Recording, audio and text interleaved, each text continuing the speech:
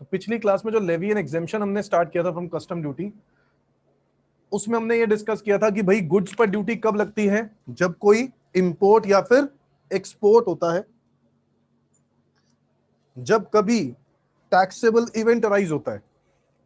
Taxable event, और taxable event क्या है बच्चों? Import and export of the goods. तो जब भी इंपोर्ट एक्सपोर्ट करेंगे कस्टम ड्यूटी लगेगी। और लेवी वो स्टेज है जिस स्टेज पर हमें ये पता चलता है कि हमें ड्यूटी पे करनी है, हमारे ऊपर लायबिलिटी अराइज हो गई है। वो पर्सन भी पता चलता है और प्रॉपर्टी, जिस प्रॉपर्टीज पे ड्यूटी लगनी है वो भी पता चल जाता है।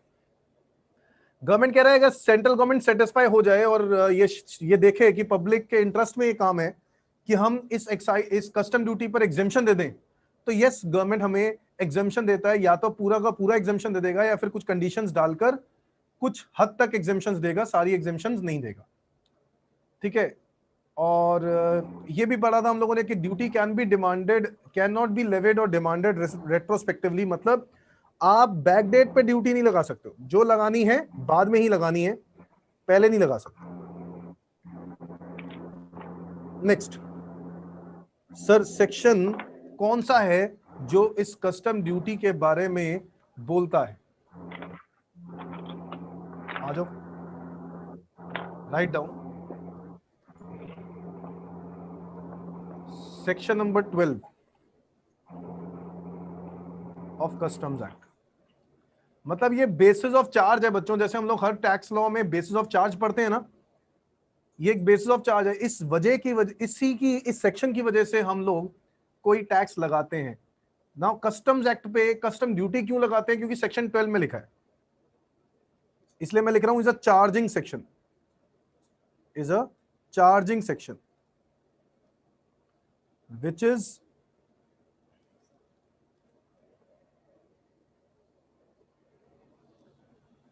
a base for levy of custom duty। भाई साहब आज हम कस्टम ड्यूटी लगाते हैं वो इसी रीजन से लगाते हैं क्योंकि सेक्शन 12 में लिखा है कस्टम्स एक्ट के कि भैया जब भी इंपोर्ट एक्सपोर्ट करोगे तो कस्टम ड्यूटी लगाओगे। और हमें पता है कि कब लगता है, इसी के अंदर टैक्सेबल इवेंट के बारे में भी लिखा हुआ है कि टैक्सेबल इवेंट क्या होगा। जब भी गुड्स इंपोर्ट होंगे, गुड्स इंपोर्ट होंगे, इंपोर्टेड इनटू इंडिया और exported out of India as per the rates provided in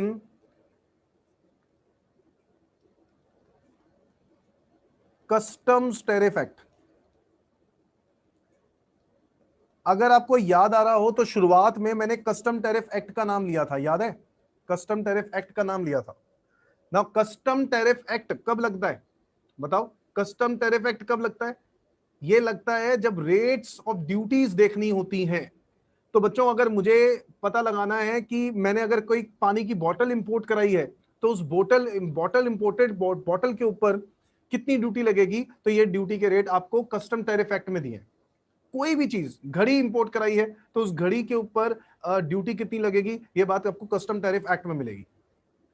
ये बात मैंने शुरुआत में ही बता दी थी, बोलो हाँ या ना? मैंने 2 एक्ट्स बताए थे ना शुरुआत में ही, अगर आपको याद आ रहा हो। ये देखो, ये दिखवाए कि 2 एक्ट होते हैं, कस्टम्स एक्ट 1962 और कस्टम टैरिफ एक्ट 1975। सबको नजर आ रहा है? यहीं पर मैंने आपको बता दिया था कि यहां पर तो लेवी कलेक्शन, यहां पे बेसिकली सारी असेसमेंट प्रोसीजर लगता है, जबकि custom tariff act is about classification of duty and rates of duty. तो मतलब कि गुड्स कौन से हैं और किसके ऊपर कितनी ड्यूटी लगेगी, ये सब बातें कस्टम टैरिफ एक्ट में लिखी जाती हैं। तो ये वो क्लियरली कह रहा है टैक्सेबल इवेंट कि गुड्स जब इंपोर्ट करते हैं या फिर एक्सपोर्ट करते हैं उस पर ड्यूटी लगेगी as per the rates which is provided in the custom tariff act. कहां पे दिए हुए हैं? कस्टम टैरिफ एक्ट में। सर कस्टम टैरिफ एक्ट में क्या दिए हुए हैं? अब बच्चों का सवाल है सर कस्टम टैरिफ एक्ट में क्या दिया हुआ है?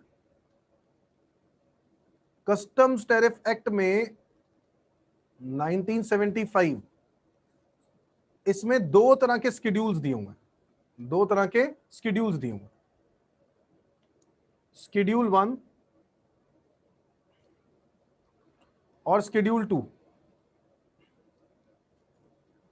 शेड्यूल 1 जो टैरिफ रेट दे रहा है, tariff rates for imported goods known as import tariff, और शेड्यूल 2 में tariff rates for exported goods known as export tariff. बेटा ये बातें लिख लेना, बड़ी ही इंपॉर्टेंट बात है, एमसीक्यूज के लिए तो और भी ज्यादा इंपॉर्टेंट है। तो मैं बोल रहा हूं कस्टम टैरिफ एक्ट 1975, दो उसके दो शेड्यूल्स होंगे, दो रेट्स ऑफ ड्यूटी, दो तरह के रेट ऑफ ड्यूटीज होंगी, एक इंपोर्ट आइटम्स पर और एक एक्सपोर्ट आइटम्स पर। समझ में आया मेरी बात? इंपोर्ट आइटम्स की जो रेट ऑफ ड्यूटीज है वो शेड्यूल 1 में दी हुई है, और एक्सपोर्ट की जो रेट ऑफ ड्यूटीज है वो शेड्यूल 2 में दी हुई है। That's it. इसको हम इंपोर्ट टैरिफ बोलते हैं और इसको हम एक्सपोर्ट टैरिफ बोलते हैं। बताओ समझ में आती है बात?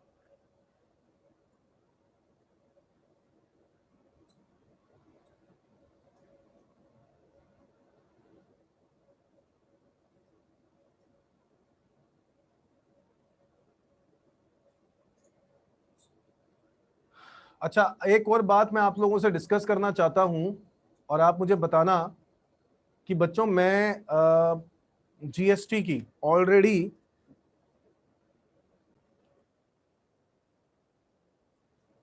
नाउ, अब हम लोग जो टॉपिक पढ़ने जा रहे हैं उसकी हेडिंग लिखो, हेडिंग लिखो,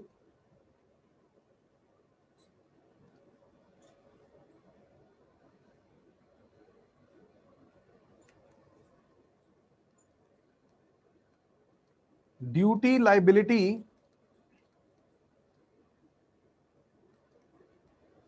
इन स्पेशल सर्कमस्टांसेस।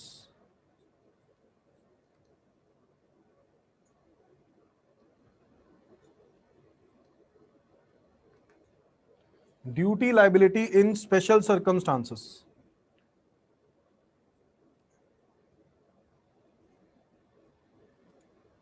अब बच्चों कुछ ऐसे केसेस हैं जहां पर गवर्नमेंट ने ड्यूटी लाइबिलिटी बताई है कि स्पेशल सर्कमस्टांसेस में ड्यूटी कैसे लगेगी और कितनी लगेगी।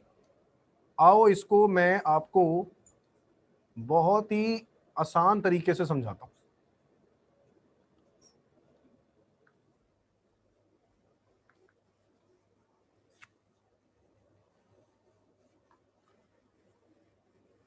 तो बच्चों अगर मैं बात करूं पहले पॉइंट की, goods are imported into India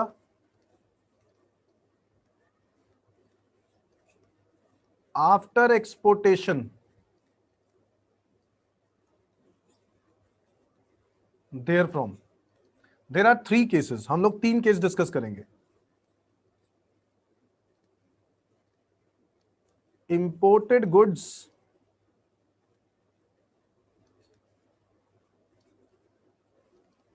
have been originally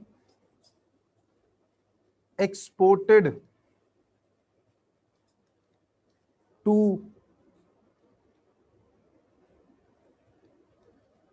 overseas supplier for repairs, और थर्ड केस बनेगा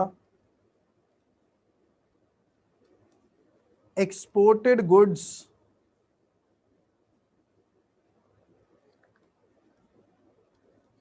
may come back for repairs and re-export।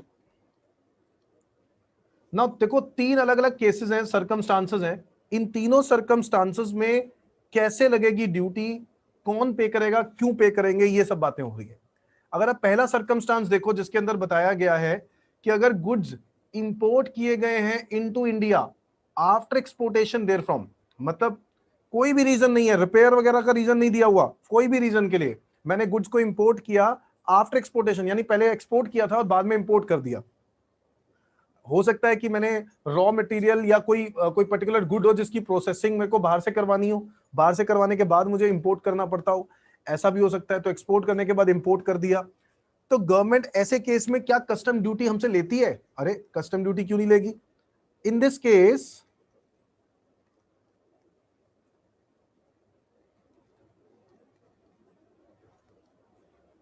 The import duty shall be restricted to the amount of incentive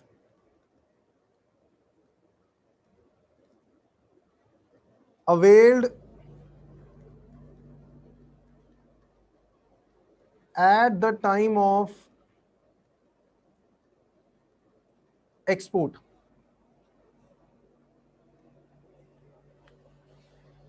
देखो एक बात याद रखना, कभी भी government export पे ड्यूटी नहीं लेगी, हमेशा इंपोर्ट पे कस्टम ड्यूटी लेती है, एक्सपोर्ट पे नहीं लेती। एक्सपोर्ट पे तो बल्कि गवर्नमेंट हमें सब्सिडी देती है, पता आप लोगों को?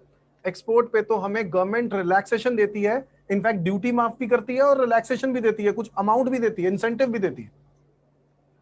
सो बच्चों यहां पर यह केस है कि अगर गुड्स को एक्सपोर्ट करने के बाद इंपोर्ट किया गया है और मान लो फॉर एग्जाम्पल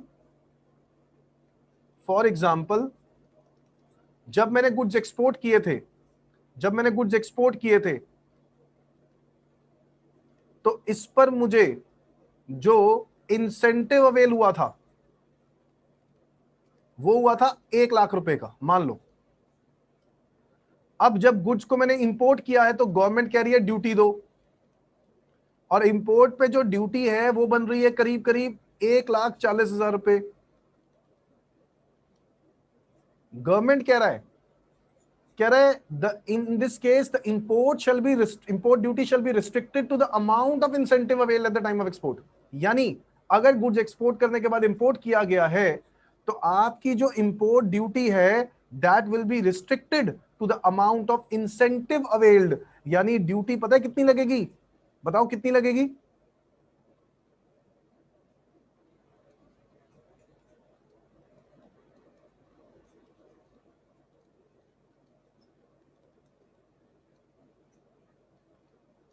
मेरी बात समझ में आ रही है? ये एग्जांपल समझ में आया? जल्दी जल्दी जवाब देंगे एवरीवन। गवर्नमेंट कह रहा है कि एक्सपोर्ट पे तो हम आपको बेनिफिट देते हैं, तुमने दोबारा इंपोर्ट क्यों किया? सर किसी भी कारण मुझे इंपोर्ट करना पड़ गया गुड, कोई भी रीजन हो सकता है। हाँ रिपेयर का रीजन नहीं है, मतलब ये नहीं है कि मैंने किसी को दिया और उसने मुझे रिपेयरिंग के लिए इंडिया में इंपोर्ट करना पड़ा मुझे ना, ये रीजन नहीं है, क्योंकि रीजन वो वाले रीजन यहां पर है। ठीक है हम उनकी बातें नहीं कर रहे हैं, हम बात कर रहे हैं इंपोर्ट एक्सपोर्ट कर दिया था, एक्सपोर्ट करने के बाद मुझे उन गुड्स को इंपोर्ट करना पड़ा, तो एक्सपोर्ट पे जो मैं बेनिफिट क्लेम कर चुका हूं, गवर्नमेंट कह रहा है उतना ही ड्यूटी तुम्हारे ऊपर लगाएंगे, उससे ज्यादा तुम्हारे ऊपर ड्यूटी नहीं लगाएंगे। जिसका मैंने एक एग्जांपल आपके सामने रखा कि गुड्स एक्सपोर्ट जब किए तो गवर्नमेंट ने हमें इंसेंटिव दिया 1 लाख रुपए का, कि भाई 1 लाख रुपए हम आपको सब्सिडी दे रहे हैं, बेनिफिट दे रहे हैं। इंपोर्ट पे ड्यूटी लगा दी गई, इंपोर्ट पे ड्यूटी जब इन्हीं गुड्स के इंपोर्ट कर रहे हैं तो 1,40,000 की ड्यूटी लग रही है। अब गवर्नमेंट ने बोला कि भाई अगर तुम्हें इंपोर्ट पे ड्यूटी देनी पड़ रही है और एक्सपोर्ट पे बेनिफिट दिया था तो हम लोग तुम्हें इंपोर्ट ड्यूटी उतनी ही लगाएंगे जितना तुम्हारा इंसेंटिव था, जितना तुम्हारा इंसेंटिव था। यानी आपको ड्यूटी मैक्सिमम कितनी पड़ेगी? 1 लाख रुपए। अब तुम बोल रहे होगे सर अगर इंपोर्ट ड्यूटी 90,000 होती तो 90,000 लगता, अगर इंपोर्ट ड्यूटी 50,000 होती तो 50,000 लगता, अगर इंपोर्ट ड्यूटी 1,10,000 होती तो 1 लाख लगता। मेरी बात समझ में आ गई? जल्दी बताओ।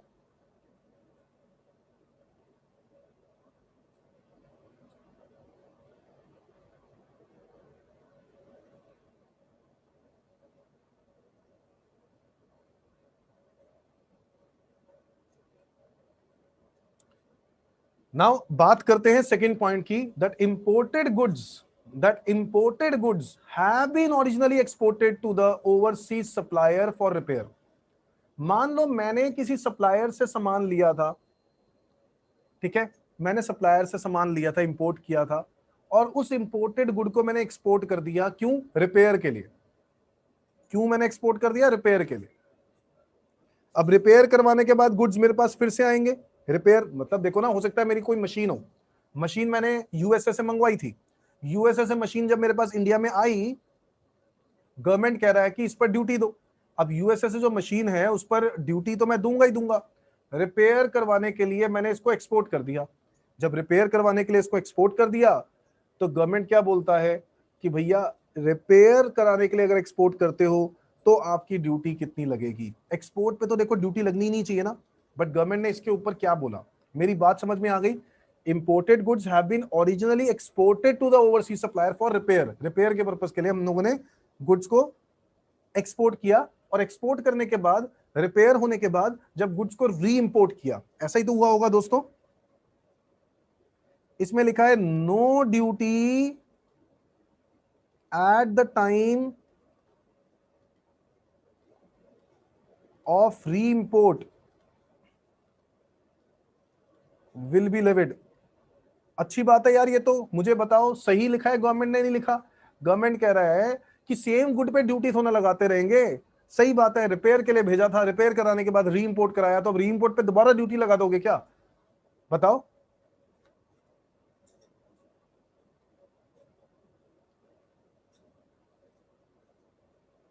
नहीं लगनी चाहिए ना री इंपोर्ट पे दोबारा ड्यूटी, बट इसके अंदर कुछ शर्तें हैं। If re imported within 3 years, within 3 years from date of export,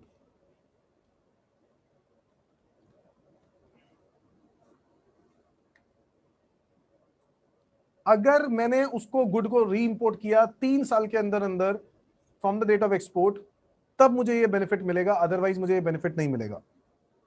और इसकी भी extension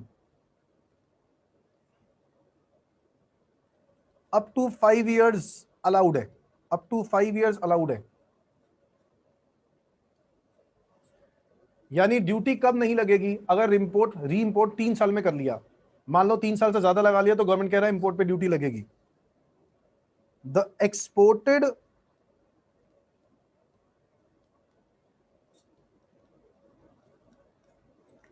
and imported goods must be same. Simple सी बात है बच्चों, जो मैंने एक्सपोर्ट किए थे वही गुड्स दोबारा आने चाहिए, कहीं उसके अंदर कुछ नया ऐड करके मत लेना। मेरी बात समझो यार, हम मैन्युफैक्चरर को थोड़ी ना गुड्स भेज रहे हैं, हम तो रिपेयर कराने के लिए भेज रहे हैं। तो रिपेयर वाले का क्या काम होता है? सप्लायर क्या करेगा? रिपेयर करेगा, रिपेयर करने के बाद गुड्स को मशीन को भेज देगा। अब मशीन में कुछ चेंज थोड़ी ना कर देगा, नई नया प्रोडक्ट थोड़ा ऐड कर देगा जो कि चीज पहले नहीं थी। तो गवर्नमेंट कह रहा है कि कुछ री चेंज नहीं होना चाहिए, the goods must be same. तीसरी कंडीशन, तीसरी condition, ownership of goods not changed.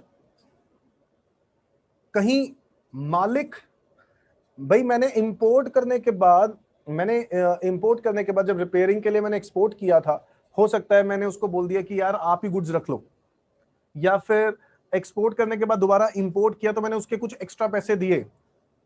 Ownership of goods not changed, मतलब ओनर मैं ही था, मैं ही रहूंगा। मैं कौन हूं? मैं इंपोर्टर हूं, जिसने इंपोर्ट कराने के बाद रिपेयर के लिए एक्सपोर्ट किया था, एक्सपोर्ट कराने के बाद दोबारा री इंपोर्ट कर रहा है। ओनर मैं ही होना चाहिए, ओनर कोई और नहीं होना चाहिए। अगर ओनर कोई और हो गया तो यहां पर ड्यूटी का बेनिफिट आपको नहीं मिलेगा।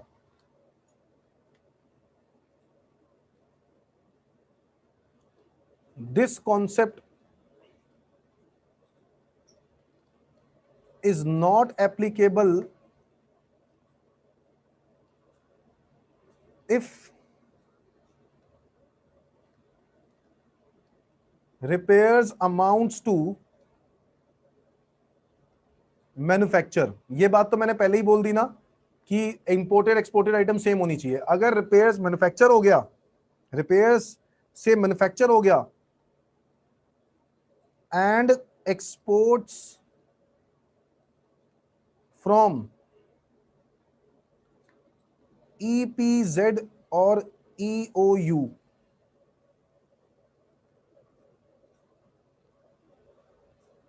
अब तुम पूछोगे कि EPZ क्या है? एक्सपोर्ट प्रोसेसिंग जोन, और EOU क्या है? एक्सपोर्ट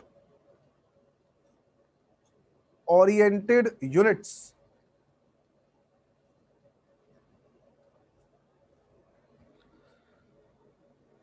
समझ रहे हो मेरी बात? Imported goods have been originally exported to the overseas supplier for repair, और गवर्नमेंट कह रहा है हम इस पे ड्यूटी नहीं लेंगे। No duty at the time of re-import will be levied if re-import within 3 years from the date of export, extension up to 5 years. Exported and imported goods must be same. Ownership of goods has not been changed. This concept is not applicable if repairs amounts to manufacture. अगर repairs से manufacture हो जाता है, मतलब वो repairs जो है, जो repair के लिए दिया गया था वो manufacture साबित हो जाता है, and export is from EPZ और EOU. EPZ कौन होते हैं? एक्सपोर्ट प्रोसेसिंग जोन, जो लोग एक्सपोर्ट को प्रोसेस करते हैं, एक्सपोर्ट गुड्स को प्रोसेस करते हैं, या फिर EOU एक्सपोर्ट ओरिएंटेड यूनिट्स, जो कि एक्सपोर्ट ही करती हैं यूनिट्स, जिनका काम होता है गुड्स को क्या करना? एक्सपोर्ट करना। कह रहा है अगर रिपेयर अमाउंट मैन्युफैक्चर हो गया, रिपेयर अमाउंट्स टू मैन्युफैक्चर, तो ऐसे केस में हम आपको ड्यूटी का बेनिफिट नहीं देंगे।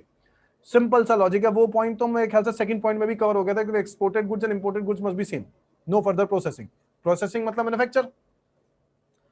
तो गवर्नमेंट कहता है कि हम ड्यूटी नहीं लगाएंगे अगर ये शर्तें पूरी हो गई तो। ये बात समझ में आ गई? समझ में आ रही है बात? ये स्पेशल सर्कमस्टांसेस पढ़ रहे हैं ना हम लोग।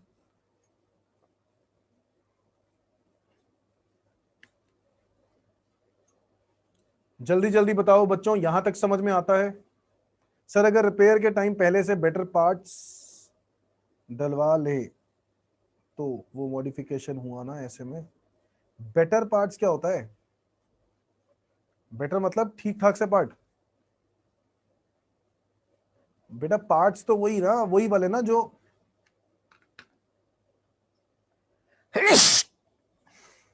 पार्ट्स तो वही वाले ना जो उस मशीन में खराब हुए हैं, वो वाले पार्ट्स ना। वो पार्ट्स तो रिपेयरिंग में ही आएगा ना बेटा। हाँ, अपग्रेडेशन तो फिर मैन्युफैक्चर हो गया, अपग्रेडेशन तो मैन्युफैक्चरर हो गया बेटा। अगर जैसे लैपटॉप का एग्जांपल दे रहे हो तो ये तो मैन्युफैक्चर हो गया ना, ये तो नई चीज डाल दी आपने उसके अंदर, उसकी वैल्यू चेंज नहीं हो गई। अगर पुराने प्रोसेसर की जगह नया प्रोसेसर डाल देंगे और प्रोसेसर का मॉडल चेंज है, सब कुछ चेंज है, तो क्या नया जो अपडेटेड प्रोसेसर आपके उसमें डाला है लैपटॉप में, या फिर जो भी मतलब, तो ऐसे केस में तो वो एक उसकी वैल्यू चेंज हो गई, तो वो तो इंपोर्टेड आइटम पर ड्यूटी लगनी चाहिए। अगर तुम कोई अपग्रेडेड आइटम डालते हो जिससे उसकी वैल्यू में चेंज होगा, तो then it will be manufacture, then it is not repairing. Repairing होता है वही पार्ट को ठीक करा, उसी पार्ट की जगह पे नया पार्ट लगा दिया, वैसा ही वैसा ही। समझ रहे हो मेरी बात? सर अगर मान लो जैसे लैपटॉप का ही आप एग्जांपल ले रहे हो, हाँ वैल्यू एडेड नहीं होनी चाहिए।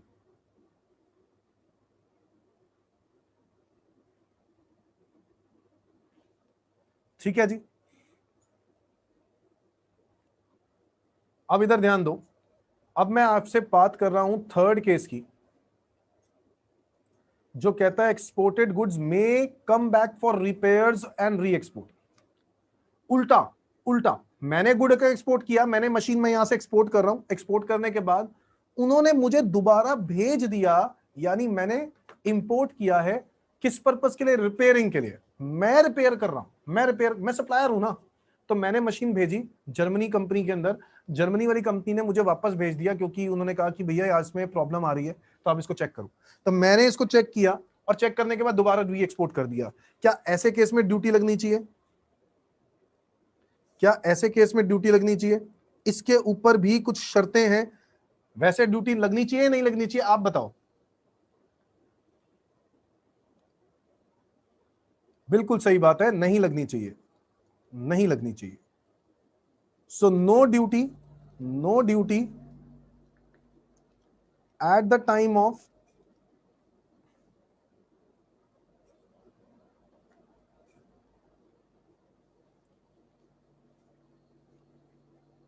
import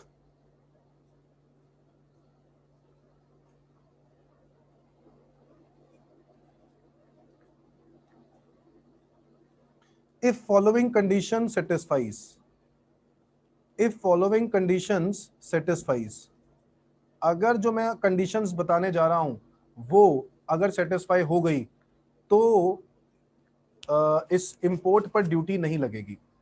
अच्छा एक काम करते हैं, मैं कंडीशंस लिखवाने जा रहा हूं बट एक बारी फिर से मीटिंग ज्वाइन कर लेते हैं ताकि बाद में टाइम वेस्ट ना हो, हम लोग लगातार क्लास ले लें। ठीक है, आ जाओ बच्चों, दोबारा रीज्वाइन करना है एवरीवन।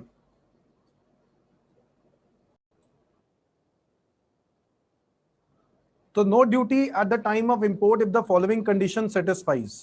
आओ, first the time limit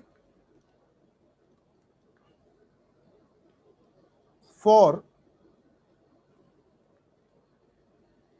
import should be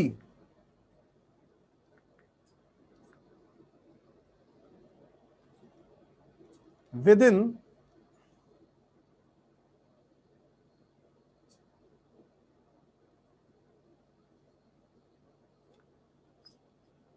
3 years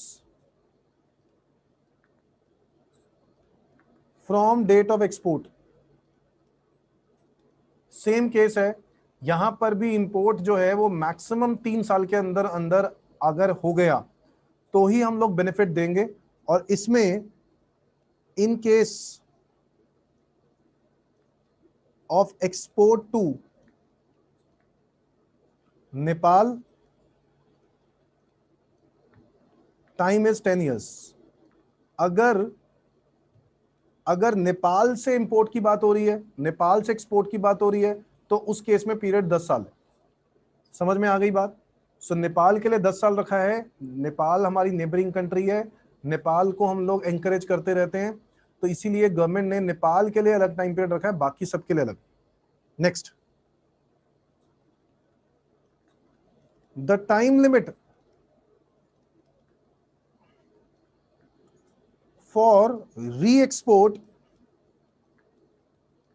is 6 months from date of import.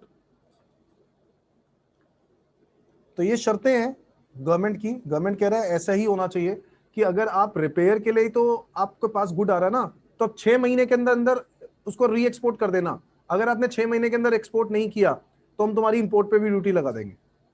मेरी बात समझ में आ रही है? इंपोर्ट के लिए टाइम पीरियड 3 साल है, एक्सपोर्ट करना है 6 महीने के अंदर अंदर।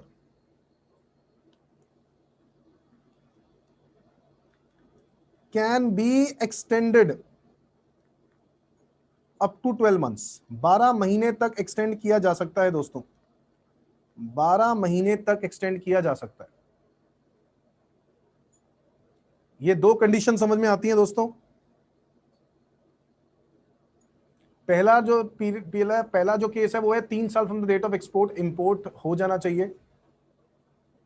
दूसरा जो केस है वो कह रहा है द टाइम लिमिट फॉर री export is 6 months on the date of import and it can be extended up to 12 months।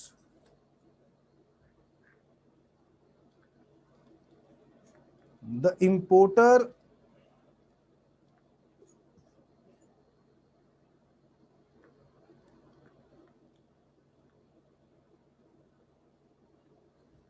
at the time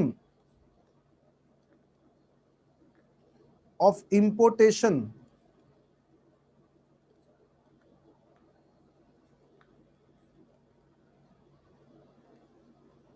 executes a bond। Bond मतलब there must be an agreement. Importer का agreement होना जरूरी है दोस्तों।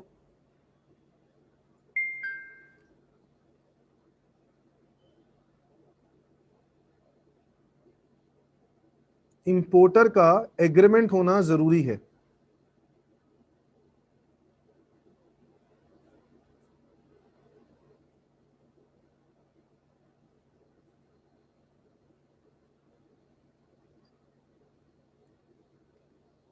ये बात समझ में आती है? एक एग्रीमेंट होना जरूरी है कि हमें पता चले कि रिपेयर के लिए ही गुड आए हैं।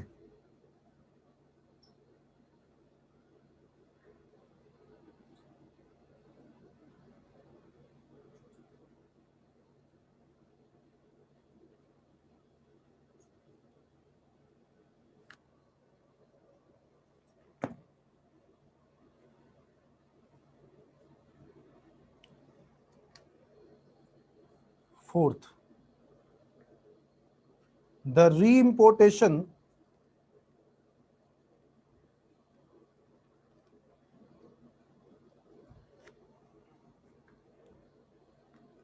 is for reprocessing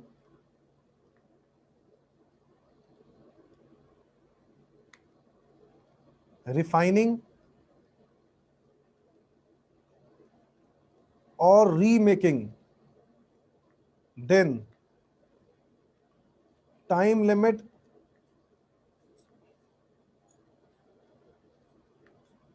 for importation should be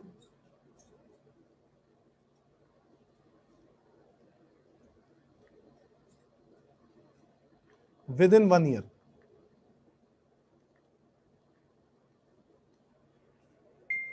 लो, एक और शर्त है। अब गवर्नमेंट ने बोला कि अगर तुम इंपोर्ट कर रहे हो ना, अगर तुम इंपोर्ट कर रहे हो ना, तो इंपोर्ट कर रहे हो किस चीज के लिए? रीप्रोसेसिंग के लिए, रिफाइनिंग के लिए, रीमेकिंग के लिए। तो ऐसे केस में हम आपको जो टाइम लिमिट देंगे इंपोर्टेशन का, वो 1 साल ही होगा, मैक्सिमम 1 साल। वैसे यहाँ पर टाइम पीरियड कितना था? 3 साल। अगर कोई कमी पेशी है, उस सप्लायर ने बोल दी कि सप्लायर कह रहा हूं, कस्टमर ने बोल दी कि कोई कमी पेशी है जी, तो उसको री इंपोर्ट आप कितने टाइम में कर सकते हो? मैक्सिमम कह रहा है री import should be with in 1 year. देखो बहुत सिंपल सा लॉजिक है। मैं कस्टमर के पास मशीन भेजता हूं, कस्टमर मुझे 2 साल बाद थोड़ी ना बताएगा कि इसको रीमेक करो, मैंने ऐसा नहीं मंगवाया था, रीप्रोसेस करो, मैंने ऐसा नहीं मंगवाया था, रिफाइन करो, मैंने ऐसा नहीं मंगवाया था। मैक्सिमम टाइम कितना होना चाहिए? 1 साल।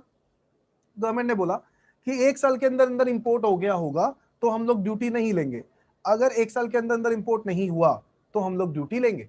समझ में आ गई बात? बताओ।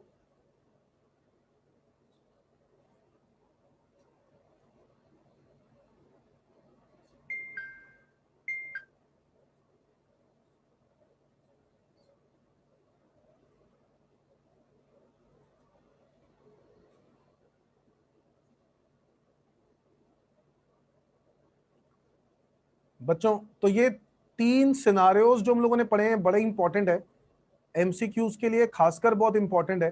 तो आपको क्या करना है? आपको इसको बहुत अच्छे से पढ़ना है। समझ में आ गई बात? इसके अलावा आज हमने कस्टम टैरिफ एक्ट की बात करी, सेक्शन नंबर 12 की बात करी।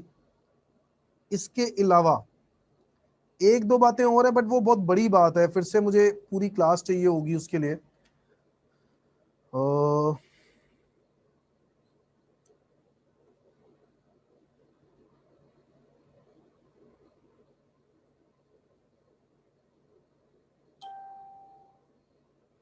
राइट डाउन, हेडिंग लिखो नया।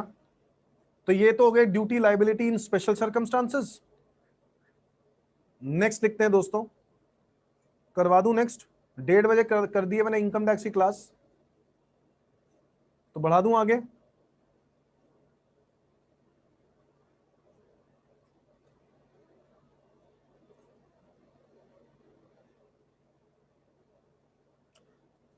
एक टॉपिक और लिखते हैं छोटा सा,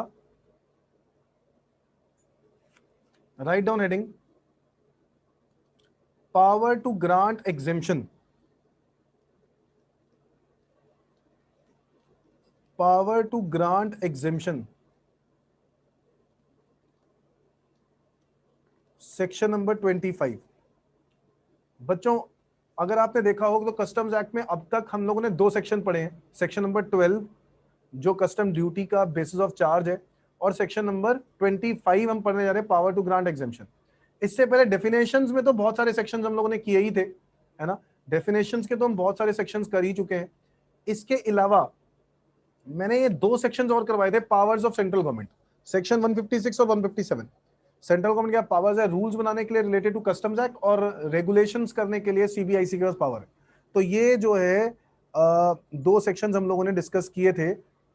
इसके अलावा तो अभी हम पावर टू ग्रांट एग्जेम्पशंस कर रहे हैं कि क्या सेंट्रल गवर्नमेंट के पास पावर है कि किसी गुड्स के ऊपर ड्यूटी एक ड्यूटी एग्जेम्प्ट कर सकते हैं। तो ये बात तो हम लोगों ने पहले भी पढ़ ली थी कि गवर्नमेंट ने साफ तौर पे ये बात लिखी हुई है कि हाँ, हम कुछ केसेस में एग्जेम्पशन के लिए हमारे पास पावर्स हैं, और कब हम एग्जेम्पशन दे सकते हैं इसके बारे में भी लिख लेते हैं।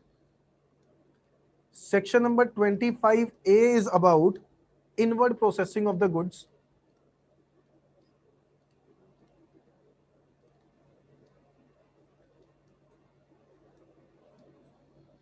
and section 25B is about outward processing of goods.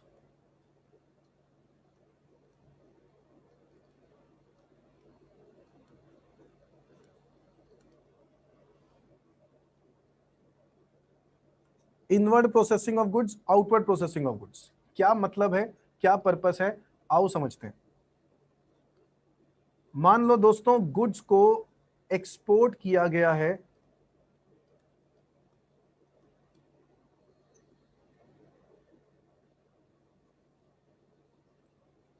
और एक्सपोर्ट करने के बाद कुछ प्रॉब्लम्स आती हैं उस गुड के अंदर which is occurred outside India. Problems occurred outside India, कुछ इश्यूज अकर होते हैं, और उस गुड को दोबारा भेज दिया जाता है इंडिया में, sent to India for repairs. यानी जो इंडिया वाला बंदा है वो क्या कर रहा है, इंपोर्ट कर रहा है। अब इंपोर्ट करने के बाद उसको यही गुड री एक्सपोर्ट करना है आफ्टर रिपेयर,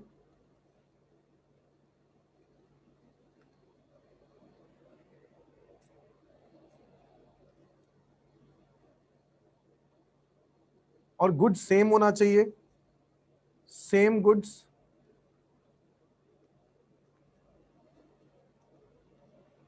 कितने टाइम में, विद इन 1 ईयर।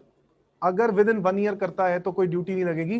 क्या हम लोगों ने यही बात और भी पहले पढ़ी है? तो हम लोगों ने यही बात पढ़ी भी थी कि अगर एक्सपोर्टेड गुड्स में come back for repairs and re exports, तो ऐसे केस में जो आपका री एक्सपोर्ट का टाइम पीरियड है वो वैसे तो 6 महीने होता है, that can be extended up to 12 months यानी 1 ईयर। तो ये मैक्सिमम एक्सटेंशन है, मैक्सिमम। आपको 1 साल के अंदर अंदर यानी 12 महीने के अंदर अंदर वापस री एक्सपोर्ट करने का राइट है। समझ में आ गई बात? री एक्सपोर्ट करना है आपको 12 महीने के अंदर अंदर या फिर 1 साल के अंदर अंदर, तब जाके गवर्नमेंट के पास पावर है कि हम आपको एग्जेम्पशन दे सकते हैं, हम उस पर ड्यूटी नहीं लेंगे उस इंपोर्ट पर। समझ में आ गया ये बात? और यही बात हम ऑलरेडी यहां पर डिस्कस कर रहे हैं, ये ऑलरेडी डिस्कस कर रहे हैं, ये वाला जो पॉइंट है ये हमने वही डिस्कस किया है दोस्तों। समझ में आ गई बात? यही वाला पॉइंट, ठीक है। तो मैं यहां पे लिख सकता हूं ये सेक्शन 25A से रिलेटेड है, तो इसमें सेक्शन 25A अप्लाई हो रहा है, ठीक है। इसमें सेक्शन 25A अप्लाई हो रहा है, मैं यहां पे लिख देता हूं। और आउटवर्ड प्रोसेसिंग क्या होता है दोस्तों, इसका भी देखते हैं एक एग्जांपल। गुड्स इंपोर्ट किए हैं, मशीन इंपोर्ट करी है, इंपोर्ट करने के बाद ड्यूटी ऑलरेडी उसके ऊपर पे मैंने कर दिया है, ऑब्वियसली मैंने इंपोर्ट करने पर ही पे कर दिया होगा। प्रॉब्लम्स आई, कुछ इश्यूज आए in goods occurred in India, India में उसको कुछ प्रॉब्लम्स फेस हुई। अब उसने गुड्स को क्या करना है, एक्सपोर्ट कर दिया, एक्सपोर्ट कर दिया, exported out of India for repair. ये बात भी हम ऑलरेडी पढ़ चुके हैं।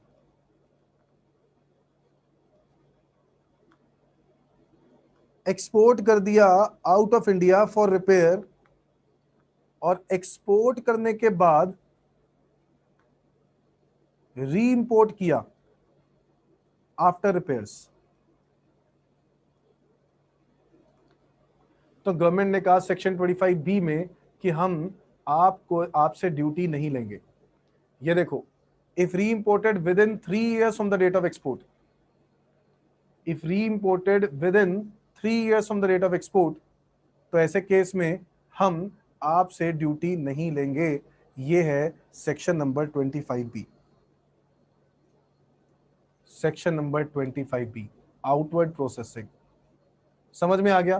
तो यहां पर हम लोग लिख सकते हैं, यहां पे जो हम लोगों ने बात करी है, यहां पर सेक्शन 25B की बात करी है और यहां सेक्शन 25A की बात करी है।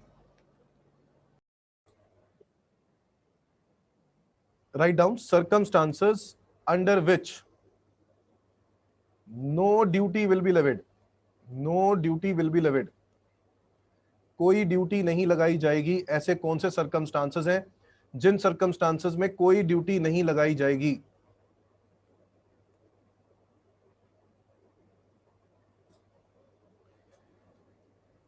Write down. सबसे पहले हम बात करने जा रहे हैं सेक्शन नंबर 13 की। इसकी हेडिंग लिखेंगे पिलफ्रेज। क्या बोलते हैं इसको? पिलफ्रेज। पिलफ्रेज का मतलब होता है दोस्तों चोरी चकारी, चोरी चकारी। तो भाई साहब, अगर अगर आप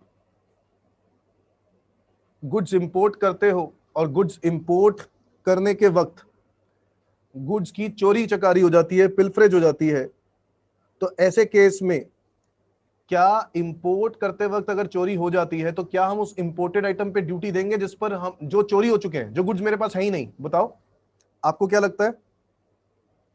जब गुड्स मेरे पास इंपोर्ट ही नहीं हुए, बीच में ही चोरी हो जाते हैं, तो क्या मुझे उस पर ड्यूटी देनी चाहिए? मतलब मान लो मैंने 1000 क्वांटिटीज इंपोर्ट करवाई थी और मुझे मिली ही 800 क्वांटिटीज हैं, तो क्या ड्यूटी देनी चाहिए? गवर्नमेंट तो कहेगा कि भैया बिल के अंदर तो 1000 लिखा है। मैंने बोला भाई साहब आप चेक कर लो, अगर 1000 मिलती हैं तो, जब मिली और 800 रही है तो 800 पे ड्यूटी लोगे ना। So write down, no duty is payable if pilferage is found before goods cleared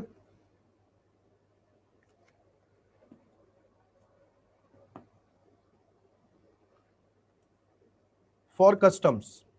यानी गुड्स अभी क्लियर नहीं हुए कस्टम के लिए, कस्टम ड्यूटी के लिए, और उससे पहले ही अगर पिलफ्रेज हो जाती है तो मैं ड्यूटी नहीं दूंगा।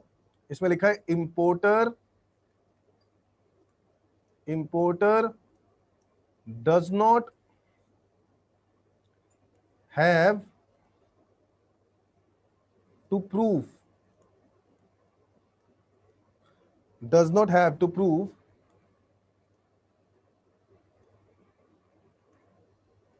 does not have to prove pilferage। यानी इंपोर्टर को यह बताने की जरूरत नहीं है, कि प्रूफ देने की जरूरत नहीं है कि पिलफ्रेज हुई है। ठीक है, आपको चोरी के प्रूफ देने की जरूरत नहीं है। इंपोर्ट वो गवर्नमेंट खुद ही, यहां पर कस्टम का जो ऑफिसर होगा जो चेक करने आएगा ना गुड्स को, वो खुद ही देख लेगा। If duty is paid before finding the pilferage, before finding the pilferage,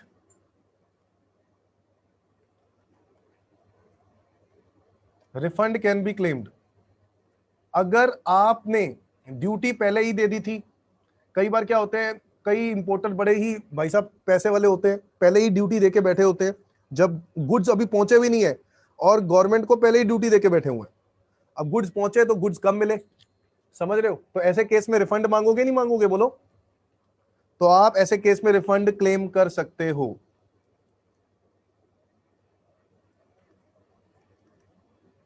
और section 13 does not apply to warehoused goods। बेटा इसका मतलब है अगर वेयर हाउस में चोरी हो जाए तो भैया हम रिस्पॉन्सिबल नहीं है, हम आपको बेनिफिट नहीं देंगे। देखो होता क्या है, जब गुड्स इंपोर्ट होते हैं ना, जब गुड्स इंपोर्ट होते हैं ना, ये शिप है, ये शिप्स खड़ी हुई हैं सारी, गुड्स इंपोर्ट होने के बाद ये शिप्स खड़ी हुई हैं ऐसे लाइन में, ठीक है, और यहां से गुड्स को क्या किया जा रहा है, इंपोर्ट किया जा रहा है, मतलब गुड्स को लैंड पे उतारा जाता है, ठीक है। यहां से जब गुड्स को लैंड पे उतारा जाता है, ये गुड्स है मान लो, अब गुड्स को या तो आप घर ले जाओ, मैंने आपको पहले भी बताया था ये गेट है, आप घर ले जाओ डायरेक्टली। आप डायरेक्टली लेके जाना चाहते हो, पहले आपको कस्टम डिपार्टमेंट से बात करनी पड़ेगी, डिपार्टमेंट से ड्यूटी देनी पड़ेगी जो भी बनती है, उसके बाद आप लेके जा सकते हो। बट अगर अगर आपके पास अभी ड्यूटी नहीं है तो आप मीनवाइल उतने टाइम के लिए गुड्स को कहां रखवा दो, वेयर हाउस में रखवा दो, गुड्स को वेयर हाउस में रखवा दो। जब ड्यूटी आ जाए तब आप डिपार्टमेंट से मिलना, ड्यूटी दे देना, और उसके बाद गुड्स को यहां से ले जाना। मेरी बात समझ में आ रही है? दो क्राइटेरिया, एक एक क्या है कि डायरेक्टली आप गुड्स को लेके जा रहे हो, आपने ड्यूटी पे कर दी, आप लेके चले गए। दूसरा क्या तरीका है, ड्यूटी आपके पास नहीं है, अब आप क्या करते हो, ऐसे केस में आप पहले गुड्स को वेयर हाउस में लेके जाते हो, फिर वेयर हाउस से जाके गुड्स को क्लियर करते हो थोड़े दिन के बाद, जब आपके पास ड्यूटी अरेंज हो जाती है। मेरी बात समझ रहे हो? और गवर्नमेंट कह रहा है कि section 13 does not apply to the warehouse goods. इसका मतलब है वेयर हाउस में अगर चोरी चकारी हो गई तो हम रिस्पॉन्सिबल नहीं है, हम उस केस में आपको बेनिफिट नहीं देंगे। समझ रहे हो मेरी बात? यानी गुड्स अगर शिप से उतरने से पहले ही चोरी हो जाते हैं, उससे पहले ही मतलब शिप में ही चोरी हो जाते हैं, शिप के अंदर ही, शिप के अंदर ही कोई स्टाफ चोरी कर गया या कहीं पर गिरा दिए या जो भी है, शिप में ही अगर ऐसा हो जाता है तो पिलफरेज का हम बेनिफिट देंगे, अदरवाइज हम पिलफरेज का कोई बेनिफिट नहीं देंगे। मेरी बात समझ में आ गई?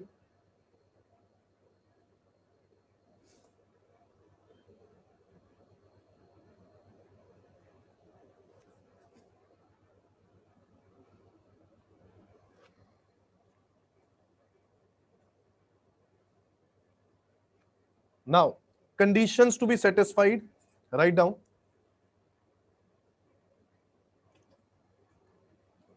Conditions to be satisfied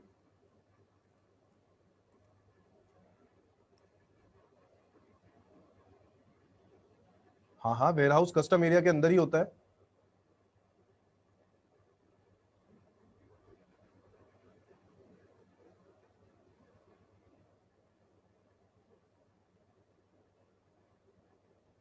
exemption नहीं मिलेगी ना, वेयर हाउस कस्टम डिपार्टमेंट नहीं देखता ना, यहां पर वेयर हाउस वाला एक प्राइवेट वेयर हाउस होता है, एक गवर्नमेंट के वेयर हाउस होते हैं। ये कस्टम वालों का यहाँ पे कोई रोल नहीं है, कस्टम वाले कहते हैं हम थोड़े ना देखेंगे भैया, ये जो वेयर हाउस का जो बंदा बैठा होगा या तो गवर्नमेंट वेयर हाउस होंगे या प्राइवेट वेयर हाउस होंगे, मैं उसके बारे में भी बताऊंगा आपको बाद में डिटेल में। बट गवर्नमेंट प्राइवेट दोनों तरह के वेयर हाउस होते हैं। अब ये जो दोनों तरह के वेयर हाउस होते हैं वो बंदे रिस्पॉन्सिबल है ना, उसमें गवर्नमेंट कह रहा है कि हमारी क्या गलती है, ड्यूटी वाले कह रहे हैं, कस्टम डिपार्टमेंट कह रहा है हमारी क्या गलती है। देखो जब हम ड्यूटी की बात करते हैं ना, there are two type of departments, custom department separate, और गवर्नमेंट का कोई और डिपार्टमेंट है जो वेयर हाउस को मैनेज कर रहा है, वेयर हाउस डिपार्टमेंट, वो अलग है। इन दोनों का आपस में कोई रिलेशन नहीं है। मेरी बात समझ गए? चाहे दोनों गवर्नमेंट एम्प्लॉइज हैं बट दोनों का कोई रिलेशन नहीं है। अगर आप कहो कि कस्टम डिपार्टमेंट का जीएसटी डिपार्टमेंट के साथ कोई रिलेशन है, मैं कहूंगा बिल्कुल भी नहीं है। ये दोनों एक दूसरे से बिल्कुल लड़ाइयां करते हैं, क्योंकि इनको भी अपना ड्यूटी चाहिए, इनको अपना रेवेन्यू चाहिए, फर्क ही नहीं पड़ता। इनकम टैक्स वालों को भी इससे कोई फर्क नहीं पड़ता, तीनों गवर्नमेंट के डिपार्टमेंट्स हैं बट तीनों अलग अलग हैं, अलग अलग कामों से हैं। यहां पे एक दूसरे के लिए कोई काम नहीं कर रहा है यहां पर। मेरी बात समझ में आ रही है? तो गवर्नमेंट का मतलब ये नहीं है कि सब लोग एक जैसे होंगे ना, वेयर हाउस का डिपार्टमेंट अलग है, तो गवर्नमेंट का जो वेयर हाउस वाला बंदा है वो अलग है। So condition need to be satisfied for exemption. अगर आपको ये जो एग्जेम्पशन की बात हम कर रहे हैं, अगर आपको चाहिए तो कुछ बातें हैं, कुछ शर्तें हैं हमारी भी जो आपको पूरी करनी पड़ेंगी। First, the imported goods should have been pilfered should have been pilfered मतलब चोरी होनी जरूरी है, पिल्फर्ड, तभी ये सेक्शन लगेगा। वो तो हमें पता ही है सर, वही तो पढ़ रहे हैं हम लोग। बिल्कुल ठीक बात है। चलो पहला पॉइंट तो यूजलेस है। Second, the pilferage, the pilferage should have occurred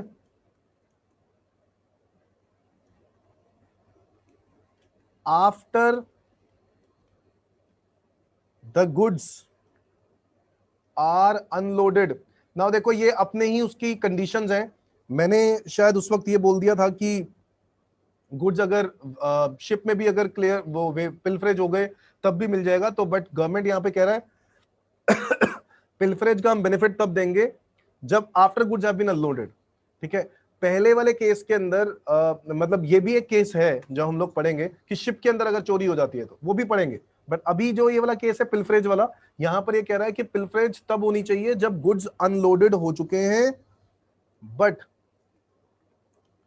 before the proper officer कौन होता है? कस्टम का ऑफिसर, जैसे इनकम टैक्स में इनकम टैक्स ऑफिसर होता है, makes an order of clearance for home consumption, for home consumption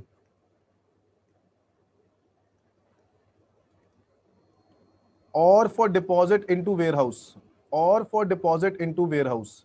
मतलब इन दोनों कामों में से कोई भी आप काम कर रहे हो, मतलब या तो आप डायरेक्टली घर लेके जा रहे हो, मैंने आपको बताया था ना एक एग्जांपल देके, डायरेक्टली घर ले जाओ, या फिर आप वेयर हाउस में करवा रहे हो, गुड्स को रखवा रहे हो। कह रहा है इससे पहले पहले चोरी कब होनी चाहिए, चोरी के बारे में उन्होंने ये बताया पिल्फरेज का बेनिफिट हम कब देंगे।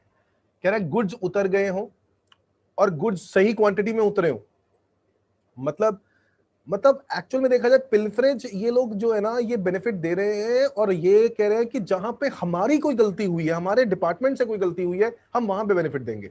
अगर गुड्स शिप से ही कम उतरे हैं तो शिप वाले बंदे को बोलोगे, मेरे को क्यों बोलोगे? शिप वाले बंदे को बोलोगे, जो शिप का जो केयर टेकर है उसको बोलो, कस्टम डिपार्टमेंट कह रहा है उसको बोलो, उससे बात करो। गुड्स पिल्फरेज हुए हैं after have been unloaded but before the PO makes an order of clearance for home consumption.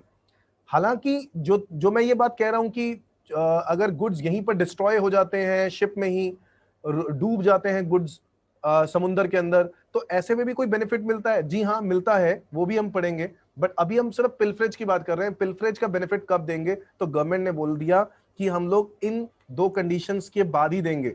तीसरी कंडीशन ये है दैट द पिल्फर्ड गुड्स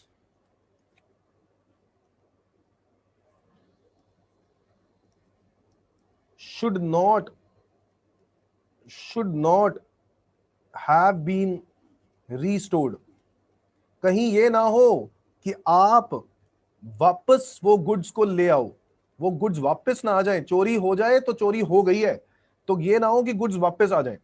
ठीक है, अगर वापस आ गए तो हम बेनिफिट नहीं देंगे ऑब्वियसली। मेरे को बताओ, मैं कह रहा हूं 1000 आइटम थी जो मैंने इंपोर्ट कराई थी, उसमें से 900 पड़ी हैं, 100 नहीं पड़ी। तो जो 100 नहीं पड़ी आइटम्स, उनके लिए मैं पिल्फरेज की रिपोर्ट बताऊंगा, और जब मैं ये बात बता दूंगा और कल को मान लो वेयर हाउस में 100 वापस आ जाते हैं, तो क्या मेरे को बेनिफिट मिलेगा? नहीं मिलेगा। गवर्नमेंट कहता है कि हाँ ऑब्वियस, और ऑब्वियस है ना यार, ये तो आपके पास 1000 थे, 1000 ही मिल गए, तो आप ड्यूटी पूरी दोगे, तब आपको बेनिफिट देंगे भी क्यों? Any doubts?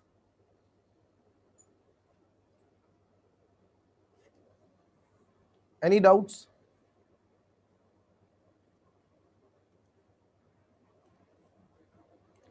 नाउ एक इंपॉर्टेंट नोट्स लिखना यहां पर, इंपॉर्टेंट नोट्स, इंपॉर्टेंट नोट्स। पहला point, if goods are pilfered after the order of clearance, after the order of clearance is made, but before the goods are actually are actually cleared. Section 13 is not applicable and thus duty will be levied. बच्चों, अगर goods की चोरी हो जाती है after order of clearance is made but before the goods are actually cleared, goods के clear होने से पहले गुड्स चोरी हो गए after order of clearance, clearance होने के बाद, ऑब्वियसली क्लियरेंस होने के बाद मतलब क्लियरेंस या तो होम कंजम्पशन के लिए या वेयर हाउस के लिए, कह रहा दोनों में से कहीं भी क्लियरेंस होने के बाद अगर गुड्स चोरी हुए हैं तो कह रहा है हम रिस्पॉन्सिबिलिटी नहीं लेंगे, हम आपको बेनिफिट नहीं देंगे। ये बात तो मैं पहले ही बोल चुका हूं। So if goods are pilfered after order of clearance, clearance क्या होती है? क्लियरेंस या तो डायरेक्टली होम कंजम्पशन के लिए या वेयर हाउस के लिए। समझ रहे हो? गुड्स को क्लियर करना, गुड्स को क्लियर करना कहां से? लैंड से। जो आपने कस्टम एरिया में गुड्स को छोड़ रखा है वहां से अब आप गुड्स को कहां लेके जाना चाहते हो? या तो घर ले जाओगे या वेयर हाउस में डिपॉजिट करवाओगे? बोलो हाँ या ना, है ना? अब वो अगर वो क्लियरेंस का ऑर्डर आ गया मतलब आपने ड्यूटी वगैरह पे कर दी है या फिर आप वेयर हाउस में रखवा रहे हो और उसके बाद चोरी होती है तो कहता है हम रिस्पॉन्सिबिलिटी क्यों लेंगे? ये बात तुम लोगों ने पढ़ी ली है already. Second note,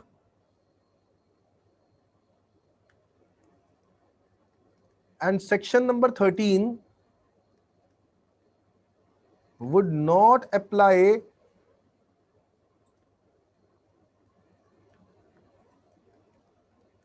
if it can be shown that pilferage took place prior to unloading of goods। ये भी उन्होंने क्लियर कर दिया कि अगर अनलोडिंग होने से पहले पहले, अनलोडिंग होने से पहले पहले गुड्स चोरी हो जाते हैं तो हम रिस्पॉन्सिबल नहीं हैं। मेरी बात समझ में आ गई है तो बताओ एवरीवन। Section number 13 pilferage.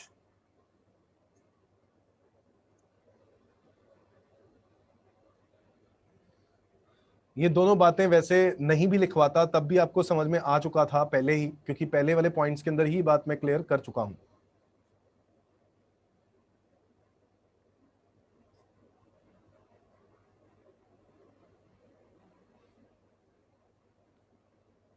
दिख रहा है बेटा लास्ट पॉइंट?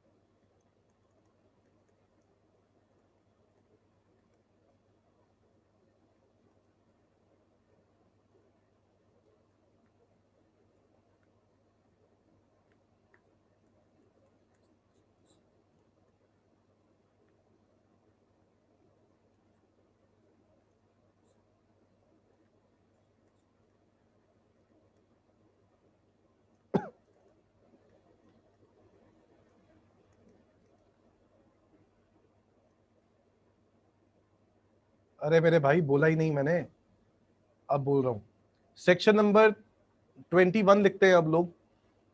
मैंने अभी आपसे बात करी थी पिल्फरेज की। हम पढ़ क्या रहे हैं? हम पढ़ रहे हैं circumstances under which no duty will be levied. जैसे पिल्फरेज में ड्यूटी लेवी नहीं होगा, ऐसे ही अगर ऑल गुड्स डेरेलिक्ट, डेरेलिक्ट क्या होता है मैं अभी लिखवाऊंगा। जेटसैम, जेटसैम क्या होता है मैं बताऊंगा। फ्लोटसैम क्या होता है वो भी बताऊंगा, और रेक क्या होता है वो भी बताऊंगा। और बॉट और coming into India shall be dealt with as if they were imported into India. अब इसके बारे में कुछ बताया गया है और उसके बारे में अब हम लोग डिस्कस करने वाले हैं। Write down. सबसे पहले लिखते हैं डेरेलिक्ट क्या होता है। डेरेलिक्ट means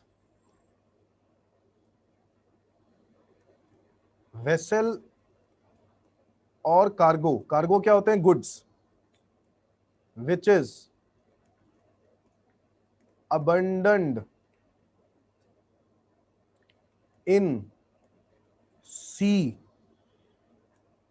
without any hope of recovering it। क्या समझे? वेसल या cargo abandoned into sea without any hope of recovering it। Ship पूरी की पूरी सी के अंदर डूब गई, कार्गो गुड्स को पूरे के पूरे शिप के अंदर डूब गए, इसको बोलेंगे अबंडन्ड इनटू सी। समझ रहे हो मेरी बात? उसको बोलते हैं डिरेक्ट। हम कस्टम एरिया, कस्टम डिपार्टमेंट की लैंग्वेज बोलेंगे, अगर हम कस्टम्स एक्ट की लैंग्वेज बोलेंगे तो उसको डिरेक्ट बोलते हैं। याद रखेंगे, derelict means vessel cargo which is abandoned into sea without any hope of recovering it, मतलब कोई उम्मीद नहीं है कि वो गुड्स वापस आएंगे। जेट सैम, जैसे जैसे आपने देखा होगा समुद्र में काफी तेज आंधी आ गई। अब वो आंधी आने की वजह से क्या हुआ, हवा बहुत तेज थी जिसकी वजह से समुद्र में लहरें बहुत तेज हो गई, और समुद्र में वो जैसे टाइटैनिक शिप डूब गया था वैसे ही कोई और शिप डूब गया। ठीक है, ऐसे पता नहीं कितने शिप डूब जाते होंगे। सामान भी था शिप में, ठीक है। अब सामान जो था वो सारा का सारा शिप में डूब गया, अब उसकी रिकवरी होने के कोई चांसेस नहीं है, और वेसल भी डूब गया। क्योंकि शिप ऐसी जगह पे डूबा है जहां पे जाना भी इतना आसान नहीं है। ये नहीं है कि बहुत पास है वहां से, तो बीच में कहीं पर डूब गया तो उस एरिया में जाना इतना आसान नहीं है। मतलब जाना पड़ेगा तो आपको उसके लिए भी काफी दिन चाहिए होंगे, तो तब तक गुड्स जो है तैरते तैरते कहाँ से कहाँ पहुंच गए होंगे कुछ आइडिया नहीं है। तो इसीलिए हम ये कह सकते हैं कि any hope of recovering it, मतलब हमें उम्मीद नहीं है रिकवर होने की। जेटसैम क्या होता है? जेटसैम where goods are cast into sea, यानी सी में तैर रहे हैं, to reduce weight of ship,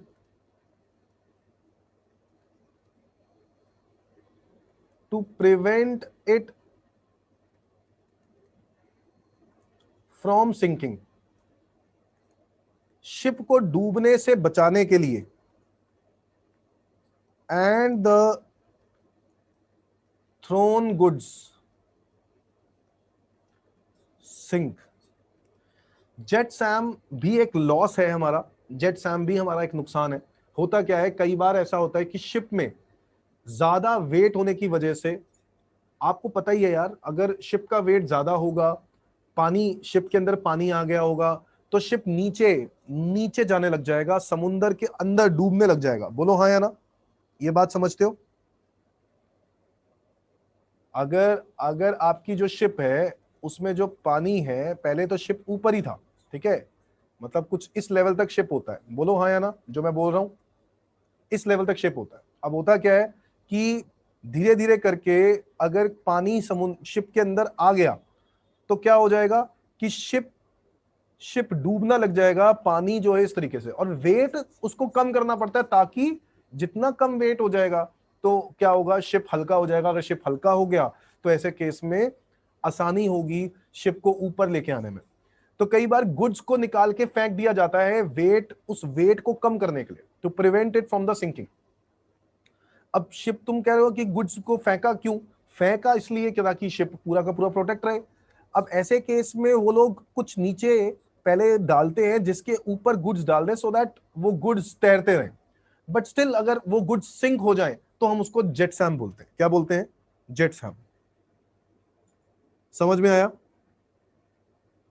अगर उसके बावजूद भी गुड्स सिंक हो जाए तो हम उसको क्या बोलते हैं? जेट सैम बोलते हैं।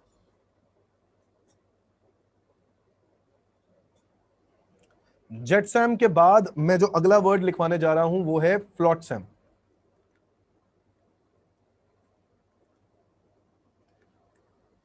When goods continue to float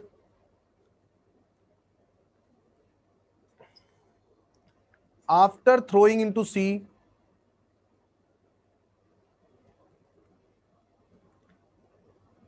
तो हम उसको फ्लोट सैम कहते हैं। मतलब फ्लोट सैम में हम लोग लॉस तो नहीं बोलते, बट हाँ गुड्स जो हैं वो कंटिन्यूअली, उसको वो हम लोगों ने क्योंकि उसको नीचे फेंक दिया था, शिप से बाहर फेंक दिया था, बाहर होने के बाद अब वो जो है ना वो अलग एरिया में फ्लोट हो ही जा रहा है, हो ही जा रहा है, हो ही जा रहा है। आपने देखा होगा गुड्स फ्लोट फ्लोट करते जा रहे हैं, तैरते जा रहे थे, तो हम उसको फ्लोट सैम बोलते हैं। हम बोलते हैं कि flotsam, goods have been flotsam. वो गुड्स जो है वो फ्लोट कर रहे हैं। अगर अगर गुड्स सिंक हो जाए तो हम उसको जेट सैम बोलते हैं, और अगर गुड्स सिंक नहीं होते हैं, फ्लोटिंग कर रहे हैं, तो हम उसको फ्लोट सैम बोलते हैं। समझ में आई बात? Now what is wreck? Cargo और वेसल और any property which are cast ashore by tides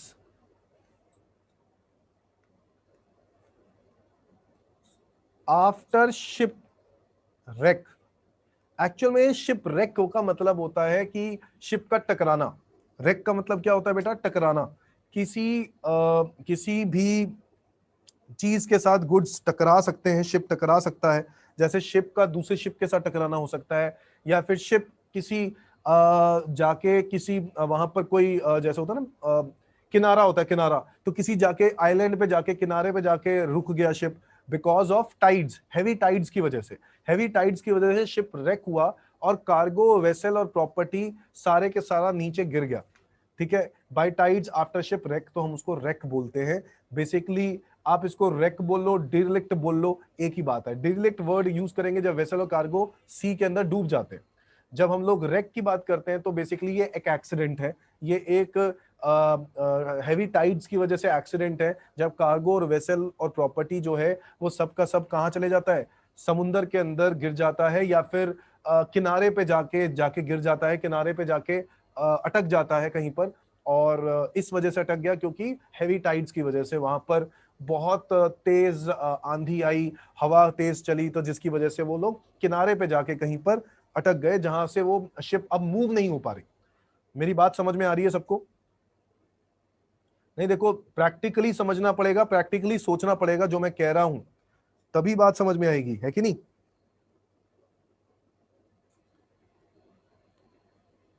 अब बच्चों, अगर ऐसी सिचुएशन होगी तो इन चारों सिचुएशंस में even though even though even though such goods are not actually imported, they would be liable to pay duty, would be liable for import duty। तो भाई इंपोर्टर तो बेचारा गया जिंदगी से, क्यों? एक तो इंपोर्ट हुए नहीं, गुड्स आए नहीं, और गुड्स आने से पहले उसके बाद भी उसके ऊपर ड्यूटी भी लग गई। Unless unless such goods are entitled to be duty free under this act। मतलब अगर तो गुड्स को ड्यूटी फ्री, गुड्स अगर ड्यूटी फ्री है तो वो तो ऐसा हो सकता है। अदरवाइज हम आपको इसका बेनिफिट नहीं देंगे। So even though such goods are not actually imported, goods import नहीं हुए, स्टिल इसके ऊपर ड्यूटी लगेगी, वो ये कह रहे हैं। हाँ, तब बच सकता है जब गुड्स ड्यूटी फ्री हो, तो वो तो ऑब्वियसली गुड्स अगर ड्यूटी फ्री है तो गुड्स तो आ भी जाएंगे, अगर तब भी एग्जेम्प्ट हो जाओगे जब ड्यूटी फ्री गुड्स हैं तो, है ना। आ जाओ बच्चों, दोबारा मीटिंग ज्वाइन करेंगे एवरीवन।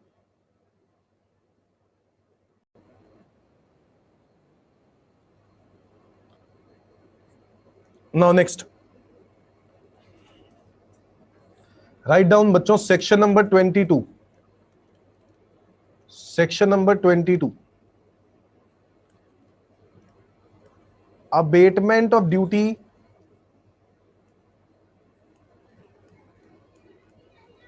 ऑन डैमेज्ड और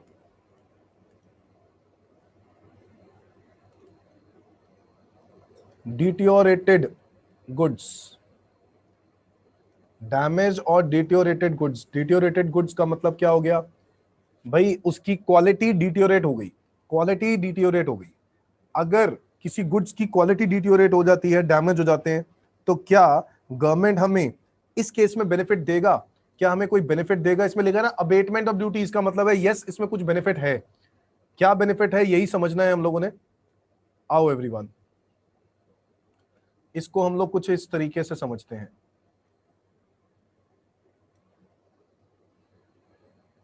तीन cases बनवाऊंगा।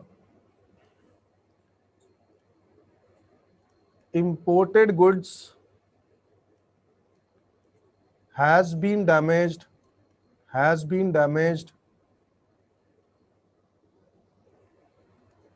or had deteriorated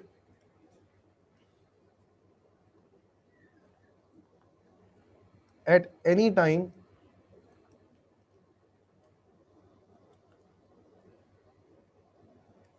before or during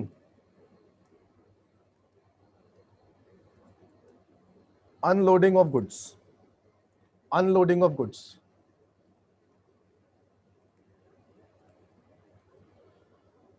Imported goods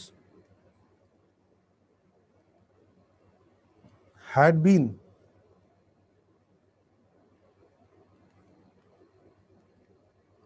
damaged or deteriorated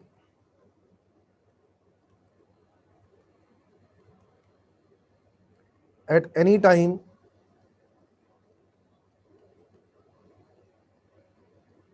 after unloading, but before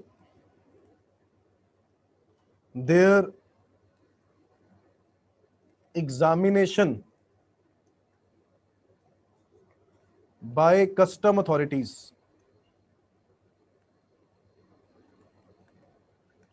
custom authorities की एग्जामिनेशन से पहले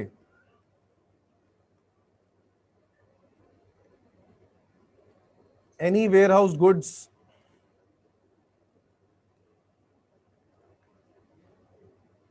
had been damaged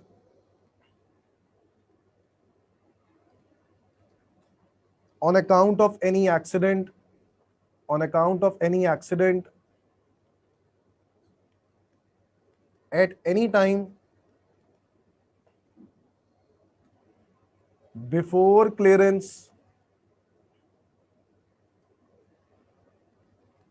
for home consumption,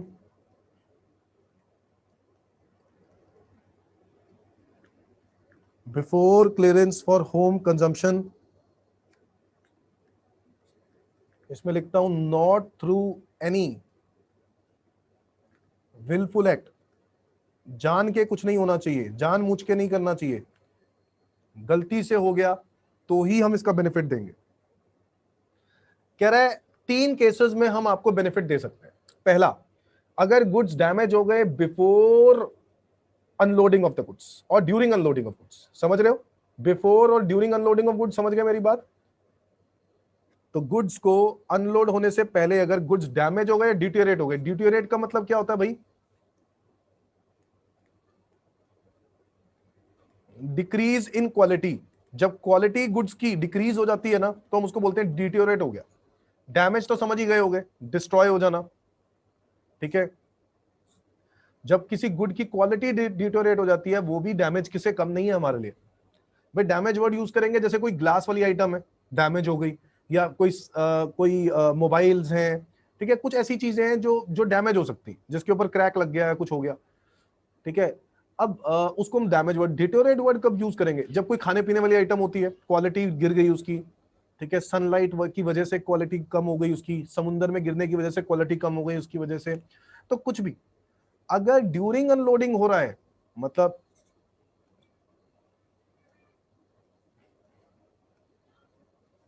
ये है शिप, और या तो गुड्स अनलोडिंग के वक्त ही डैमेज हो गए, मतलब उनके बंदों से हो गए जो भी अनलोड करवा रहे हैं, या क्वालिटी डिटेरियोरेट हो गई, या फिर बीच में ही हो गई। ऐसे केस में हम आपको बेनिफिट देंगे। Imported goods had been damage deteriorate at any time after unloading but before examination of custom authority. यानी कस्टम अथॉरिटी का ऑफिसर आया, अनलोड हो चुकी है, अनलोड हो चुकी है, ये पड़े गुड्स, पड़े हुए गुड्स, कस्टम अथॉरिटी के एग्जामिनेशन करने से पहले पहले ही गुड्स क्या हो चुके हैं, डैमेज या डिटेरियोरेट। और लास्ट केस क्या कह रहा है? Any warehouse goods has been damage on account of any accident at any time before clearance for home consumption. यानी अगर यही गुड्स वेयरहाउस में भी पड़े होंगे ना, वेयरहाउस में ही पड़े होंगे, तो before clearance, before clearance, clearance से पहले पहले अगर गुड्स डैमेज या डिटेरियोरेट हो जाते हैं वेयरहाउस में, हम उसका भी आपको अबेटमेंट देने के लिए रेडी हैं। बताओ नाउ, सिर्फ एक यही सेक्शन है जो आपको पूरे तरीके से बेनिफिट देगा, यस या नो? बाकी सेक्शन तो आपको सिर्फ बता रहे हैं कि भैया ऐसा भी हो सकता है, वैसा भी हो सकता है। ये सेक्शन है 22 जो कह रहा है कि अगर गुड्स अनलोड या पहले, उससे पहले पहले अगर गुड्स डैमेज या डिटेरियोरेट हो जाते हैं, तो हम आपको बेनिफिट दे देंगे अबेटमेंट का। अगर गुड्स वेयर अनलोडिंग होने के बाद बट कस्टम ऑफिसर के एग्जामिनेशन करने से पहले, मतलब चेक करने से पहले, अगर गुड्स डैमेज या डिटेरियोरेट हो गए, तब भी हम आपको बेनिफिट दे देंगे। और अगर गुड्स वेयरहाउस्ड है, वेयरहाउस मतलब वेयरहाउस में गए हुए हैं, और वेयरहाउस में जाने के बाद डिटेरियोरेट डैमेज हो जाते हैं बिफोर क्लियरेंस, तो ऐसे केस में भी हम आपको बेनिफिट दे देंगे। मेरी बात समझ में आ गई? अब बेनिफिट किस चीज का देंगे सर, वो तो बताओ, बेनिफिट किसका देंगे? आओ, amount of duty chargeable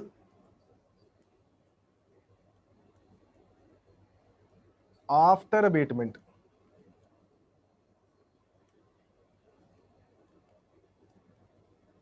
duty on goods before damage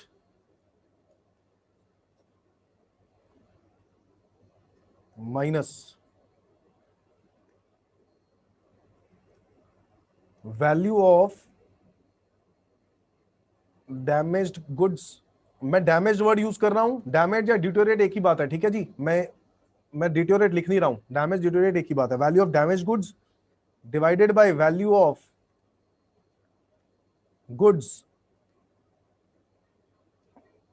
before damage multiply by duty, duty of goods before damage. बताओ ये फॉर्मूला समझ में आ रहा है आपको? बताओ, क्या ये फॉर्मूला आपको समझ में आ रहा है?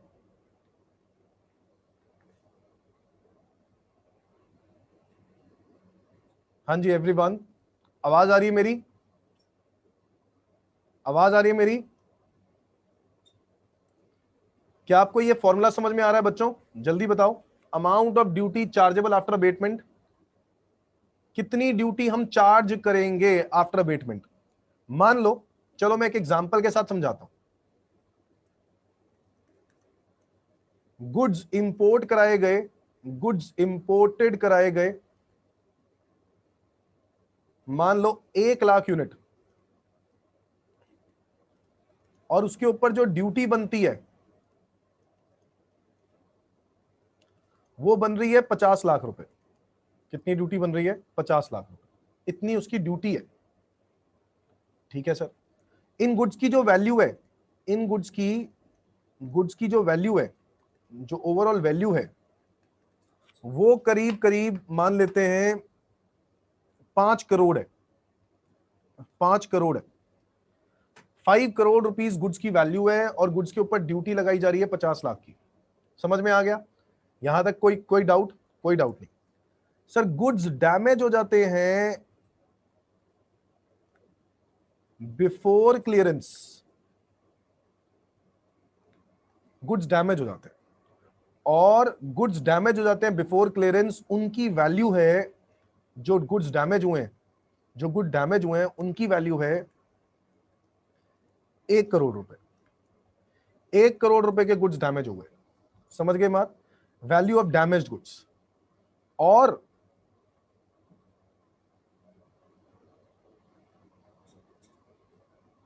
That's it. तो मेरे को लगता है ये इंफॉर्मेशन काफी होगी मुझे ये पता लगाने के लिए कि मुझे कितनी ड्यूटी चार्जेबल है। तो मेरे को सिर्फ इस फॉर्मूले में पुट करना है, duty on goods before damage. Duty on goods before damage क्या था? 50 लाख रुपए। माइनस कर देंगे हम लोग duty of goods before damage यानी 50 लाख रुपए, multiply by value of damage goods divided by value of goods before damage. Value of damage goods, और डैमेज गुड्स की वैल्यू क्या थी? 1 करोड़ डिवाइडेड बाय कितने गुड्स बिफोर डैमेज की वैल्यू क्या थी? 5 करोड़। तो ये हमें प्रपोर्शन पता चल गया कि जिसका हमें बेनिफिट मिलना चाहिए। 1 करोड़ डिवाइड बाय 5 करोड़, तो ये आ गया 1/5 50 लाख का कितना आएगा भाई बताओ? 10 लाख। बोलो 10 लाख। तो 50 लाख माइनस 10 लाख,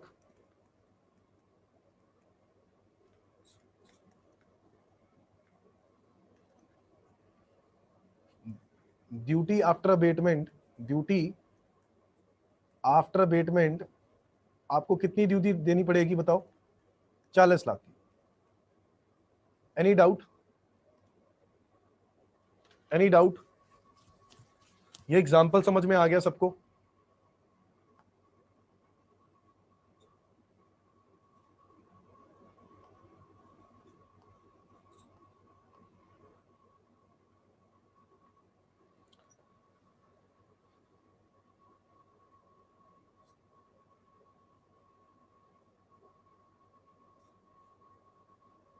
बस दैट्स इट।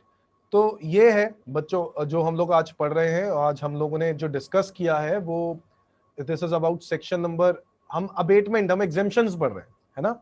एग्जेम्पशंस पढ़ रहे हैं। Section 13 pilferage, section number 21, section number 22। 21 के नाम से तो ऐसा लगेगा ये बेनिफिट मिल जाना चाहिए, बट यहां पर क्लियरली लिखा हुआ है इसका बेनिफिट नहीं मिलेगा। और 22 में बेनिफिट दिया गया है, कितना दिया गया है वो भी मैंने आपको एक एग्जांपल के साथ समझाया। तो आज के लिए हम लोग इतना ही कर रहे हैं दोस्तों, और अगली क्लास में मिलते हैं। अगली